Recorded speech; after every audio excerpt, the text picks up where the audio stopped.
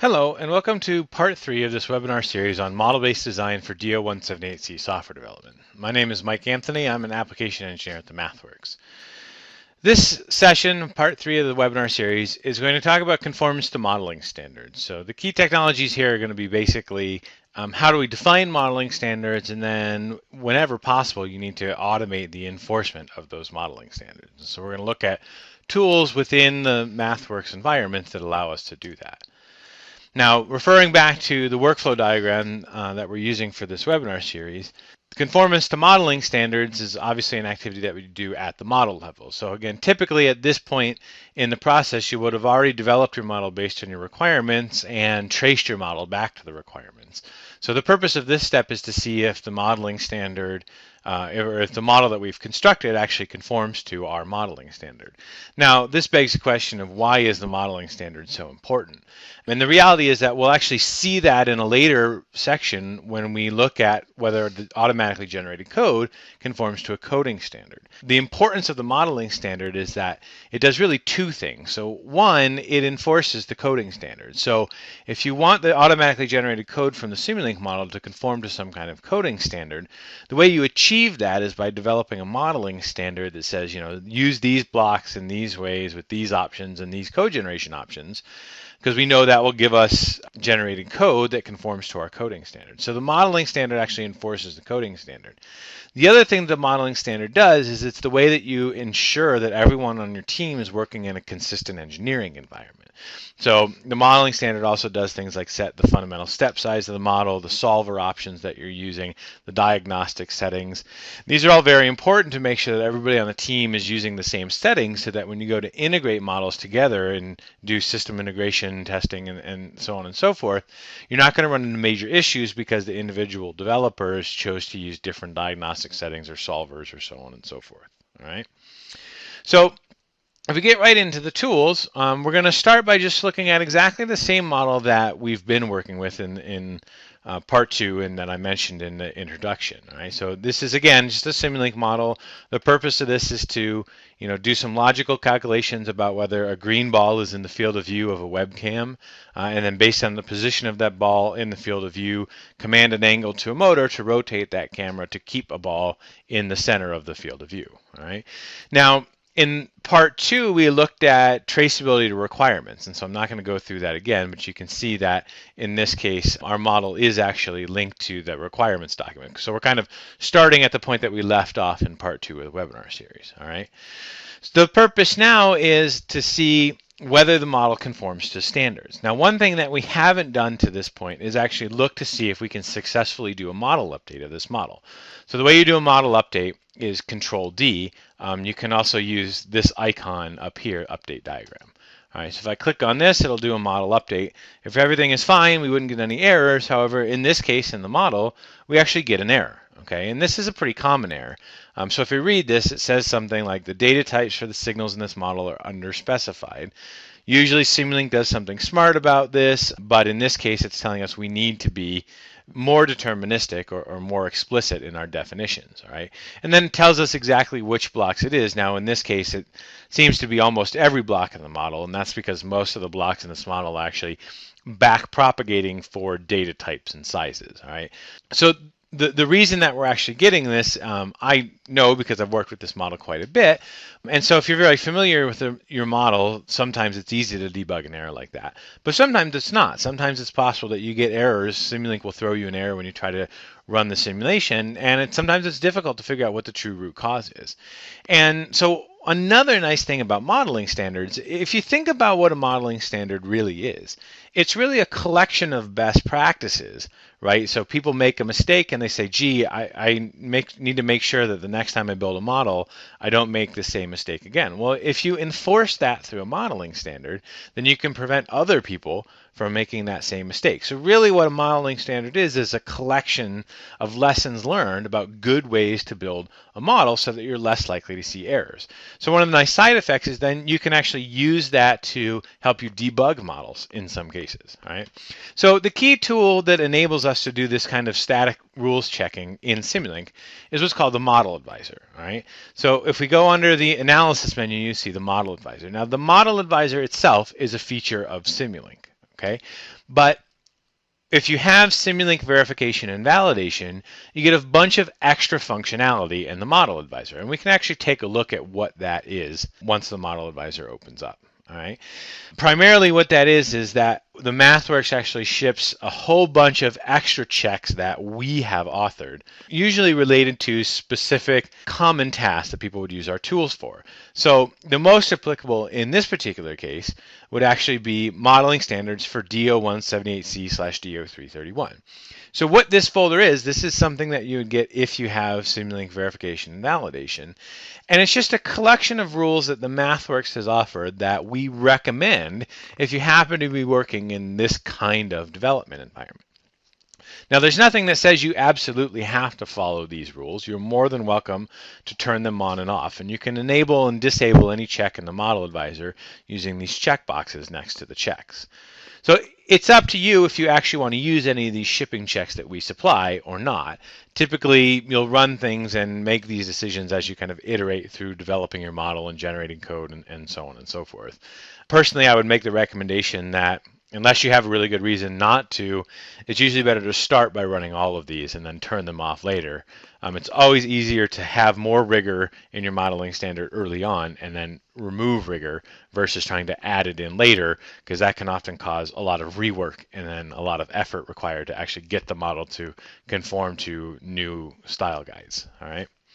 So fundamentally, the way the Model Advisor works is you have checks and they're organized in these folders. And so again, if you have Simulink V and V, you get extra folders like the model guidelines for MISR C. Actually, I believe those come with embedded coder.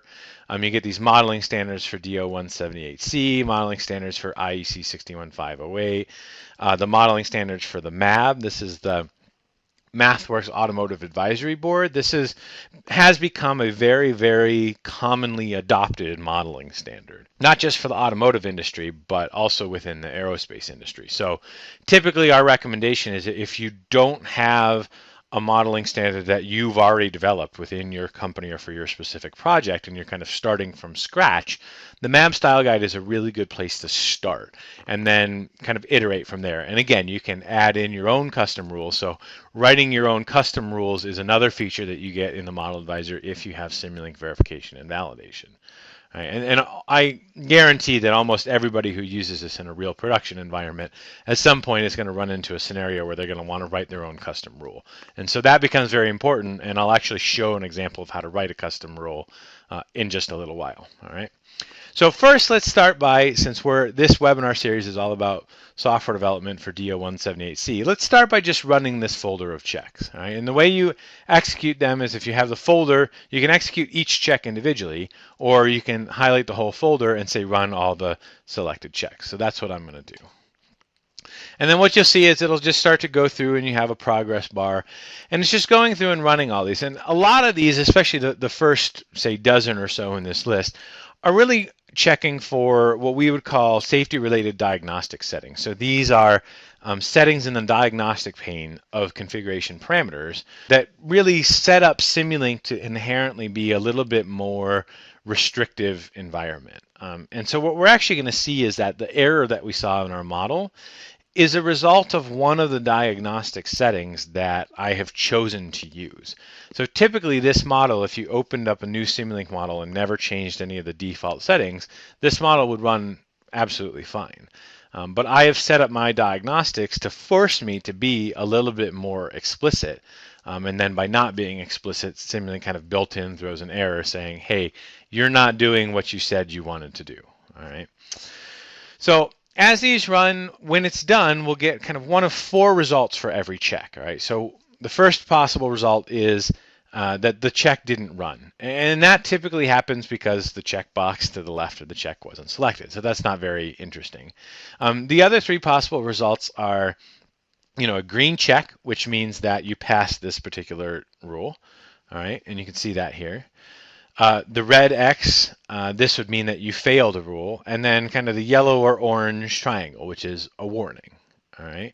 So you can see that the Model Advisor, it ran all these checks, and then kind of keeping in that theme of automatic report generation, this will also automatically generate a report that says, here's all the checks that I ran, and for each check did the model in question pass or fail that particular modeling rule. All right. So again, this automatic report generation, this is a really nice artifact to have to provide documentation that we actually went through the effort of ensuring that our model conformed to some kind of modeling standard. And you can see that in this particular case, of the 63 total checks, all right, 44 of them passed, 9 of them gave me warnings, and 10 of them I didn't run. All right. So if we go back into the model advisor itself, we can actually work a little bit more interactively with these results. So the very first check here on these safety-related optimization settings, you can see that I get a warning.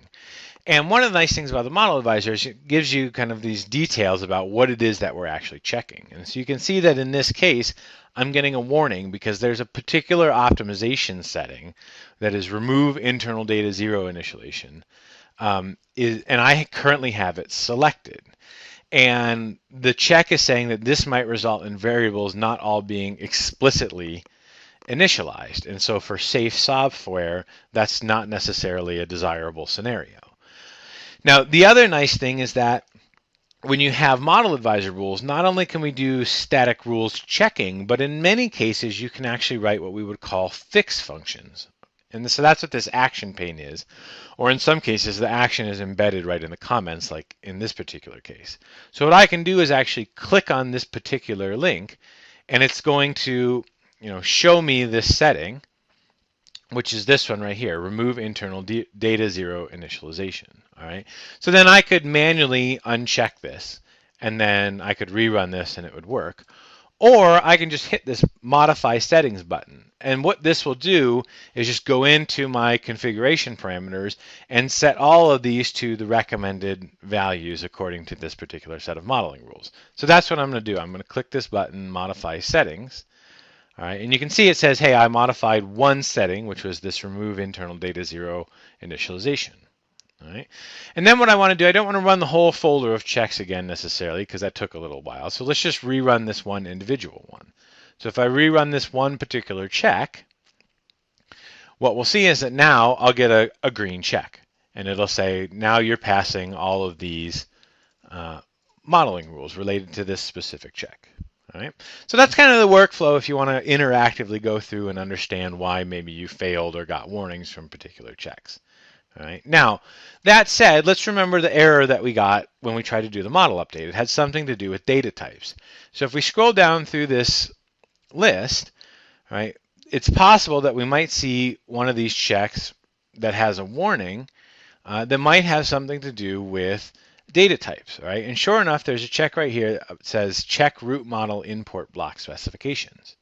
And it says your model contains root level import blocks with undefined attributes such as dimension, sample time, or data type.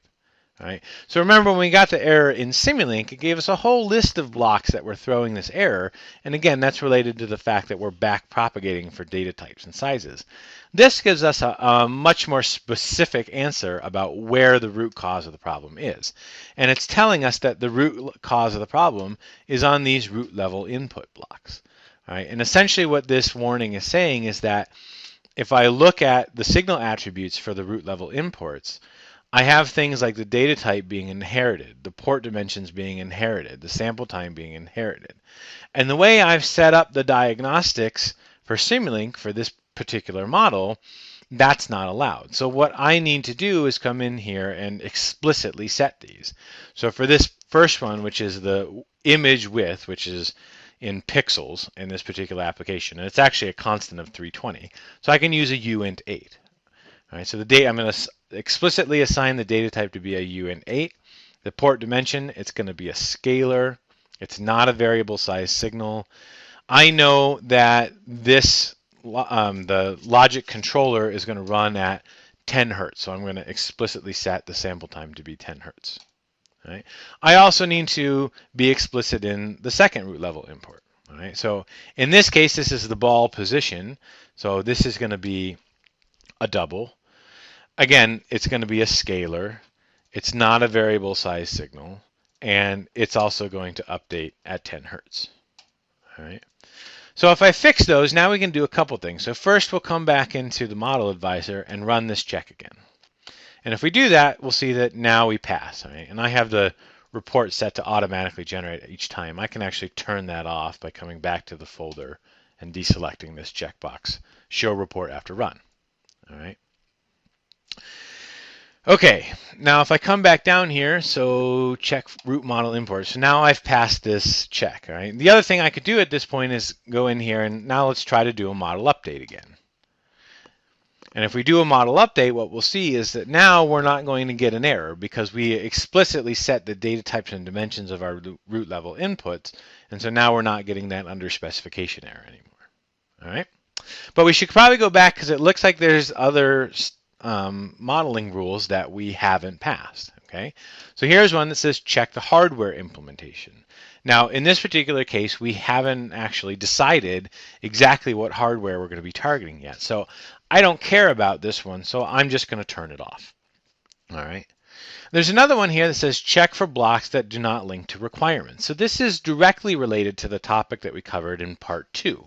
Remember in part 2 we were using the requirements management interface feature of Simulink verification and validation to link our Simulink model to our textual requirements. Well, because Simulink verification and validation allows you to do that, part of Simulink verification and validation also supplies you within the model advisor what we call the requirements consistency checks. And the point of these checks is that once you have created these relationships between Simulink models and textual requirements documents, these checks allow you to help manage those. So, for instance, let's say you change the name of your requirements document. All of a sudden, all of your links are going to be invalid. So, these checks are designed to help you manage that once you've created all of those links. Now, in this particular case, we're actually looking at a bit more granular level of detail, which is we're looking for blocks in the model that aren't linked to a requirement. And if you recall from part 2 of the webinar, we said that this is one possible workflow that you could decide on. You don't necessarily have to work so that every block should be linked to a requirement. But if you do choose to follow that kind of requirements management style, this is a built-in check that looks for that. So what we would want to do is it identified 4 blocks for me that are not linked to a requirement. So I can click on these and I can understand what they are. All right, so the first one is this root level import image width. The second one is the root level import ball position. All right, and another one is the root level output desired angle. And again, if you recall from part 2 of the webinar series, we said that those currently are not linked to a requirements document, but if we were doing this for real, hopefully we would have an interface control document or an ICD, and these root level inputs and outputs should absolutely be linked to that ICD document, which is then also would be a paper document that defines things like what is the data type, sample time, update rate, size of all of the inputs and outputs to this particular software component. All right, so there's another one in here, which is this divide block. And if you, again, remember from part 2 of the webinar series, you'll recall that this did not show up as linked when we did the highlighting for the requirements management interface. So this is yet another way that we can help to identify that. All right. Now, another question that I get about the model advisor very often is, once we choose the checks that we want to run and don't want to run, so say for, in this case, we care about certifications like DO178C and DO331, but we don't care about IEC 61508.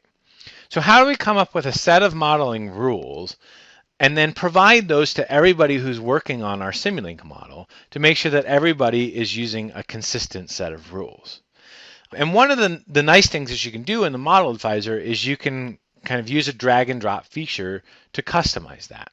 So what I'll do is up here in settings, you can see I have these options for load configuration. We don't have one saved yet. And this open configuration editor. So we're going to do that. And if we open the configuration editor, what this does is basically we have now a view that looks just like the model advisor. And then over on the right in this model advisor check browser, these are all of the checks that the model advisor currently recognizes as being written. Right now, these are all shipping checks. If you have custom checks registered, it would also identify those. And so the pane on the left is going to be the pane that we actually want to run. So the first thing I'm going to do is delete what's in there. All right. And then for this particular scenario, again, we care about modeling standards for DO178C, DO331. So I'm going to grab that folder of checks and I'm going to drag it over into my configuration. All right. So you can see that now I have all of the checks in that folder. I could also say, come in here, here's those requirements consistency checks. Some of these may actually be duplicates, but for the sake of example, I'll show you that I can then drag these in here and also get those. I could grab the MAV style guide and drag those over here and include those in my custom set of checks that I want everybody to run. All right. And then once I'm done with this, what I can do is I'll save this off. All right. So I can save this off as, my model advisor checks. All right, and then I can close this and close this. And now if we go and open the model advisor again,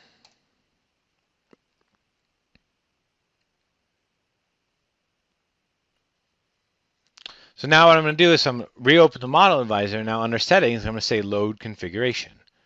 All right, and I'm going to grab this configuration that I saved. And so the model advisor is then going to refresh itself, and what we'll end up with is just those checks that I added into my custom configuration. And so this is the way that you can decide what the modeling standard is going to be. Then you save off one of these custom configurations, and then you could either put it on a network location and everybody on your team could point to it, or everybody could maintain their own local copy of it. You could check this into your configuration management or version control system. It doesn't really matter, but that mat file that we saved out of the configuration editor, that's what's going to define the set of checks that we want everybody on our team to use. All right, so that's a really nice, easy way to enable us to make sure that everybody on the team is following the same set of modeling rules. All right. So that's the model advisor. Now, again, one of the really, really nice things that you get if you have Simulink verification and validation is the ability to write your own custom checks. So let's look really quickly at how you would actually do that. All right. So if I go back to our demo navigation here. All right. So the way you write your own custom checks is basically by using an SL _customization file. And it's the same way that you actually edit any menu in Simulink. So all of the context menus, tools, code, analysis, the right-click menus, all of these are editable and customizable. So you can add your own custom functions to all of these menus in Simulink. And the way you write your own custom model advisor check is actually the same way that you would register customizations to any of the other context menus in Simulink. Right? And the documentation on how to write your own custom model advisor checks is actually very, very good. So if we look in the documentation, there's a whole section here on authoring your own custom checks. And it gives you examples of how this is done, what are the functions that you call, and all of this. And it actually includes some sample code as well. So if we look in this examples and how-to section of the documentation, you can see here's an example of how to create a customized pass-fail check. All right, so you can see that the way this works is, again, you have this SL_customization file. All right, and then there's these specific functions that are in the documentation that you call to register these checks. All right, so let me open a set of these. And what I've done is write a set of these that are related to polyspace. And that may sound a little weird, but the idea here is that if I know that I'm going to run polyspace on the generated code from this model, then perhaps there's certain code generation optimizations that I want to set because I know that will help me in achieving good verification results when I run polyspace in the generated code. So that's what these rules are. These are a couple different kinds of rules that I have learned from using polyspace on generated code.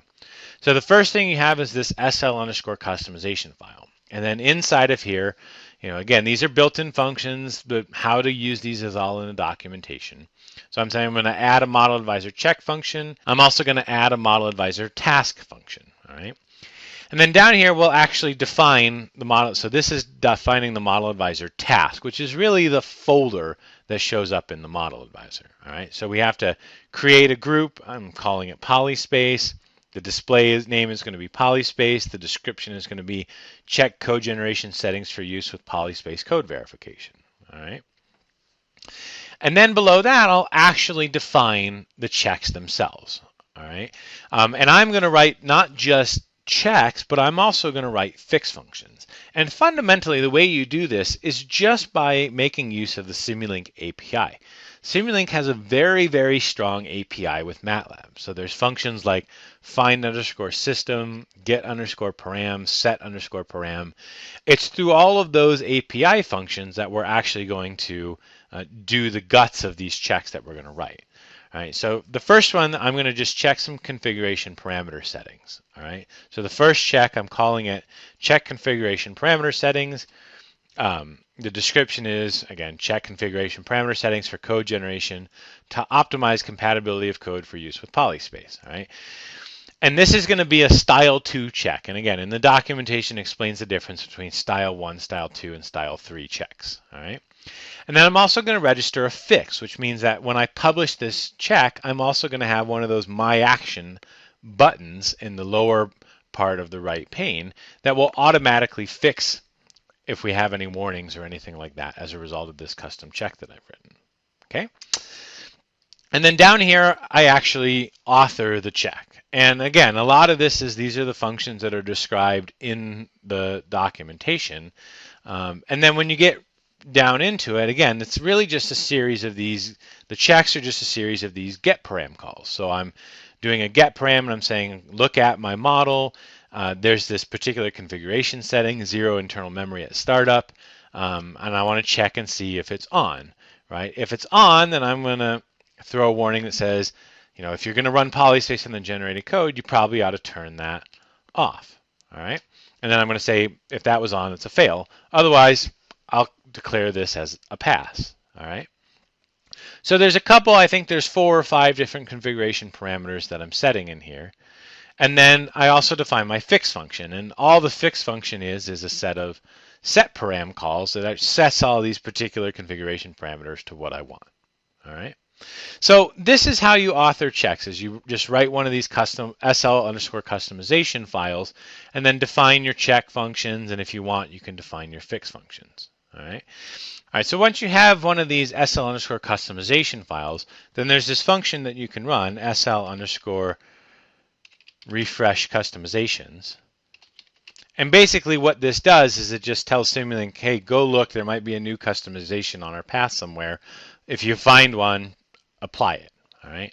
So when I click this check, this hyperlink in the HTML, that's exactly what I'm doing. It's basically running that refresh, and then I'm going to open up the model advisor again. And hopefully what we'll see in the model advisor is now there's going to be a new folder in the model advisor that's called polyspace. And then inside of polyspace, there's going to be a check, and that's going to be this custom check. So when I open the model advisor, so what we're seeing is that this is still showing that custom configuration of checks that we set up before. And we set that up before we had written our custom checks, so that's why they're not showing up right now. So what I'm going to do is actually go back and say restore the default configuration.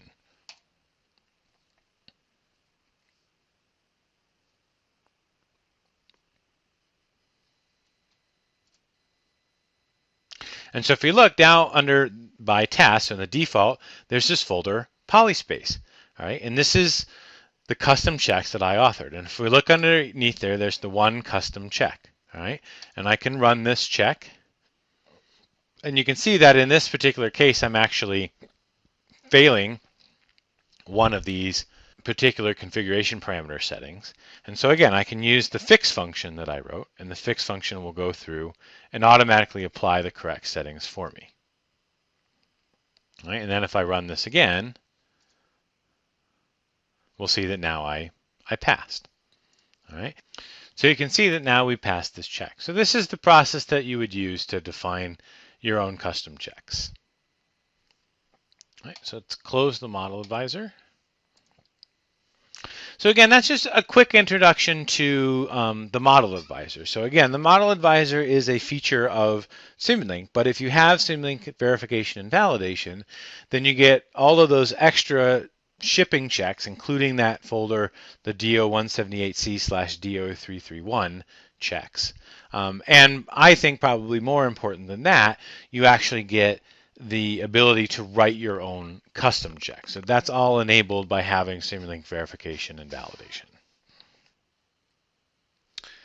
So we've talked quite a bit about how if you have Simulink verification and validation, you get a bunch of these extra checks in the Model Advisor, specifically the folder DO178C/DO331 checks. The other thing that's worth noting, or is important to note about these, is that those checks that we ship are also part of the qual kit. And it's very valuable to try to qualify the Model Advisor as part of a DO178C process.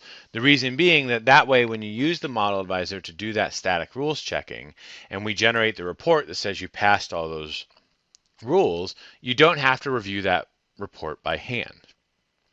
So it's very valuable. It can save you a lot of manual review time if you can qualify this static rules checking using the Model Advisor.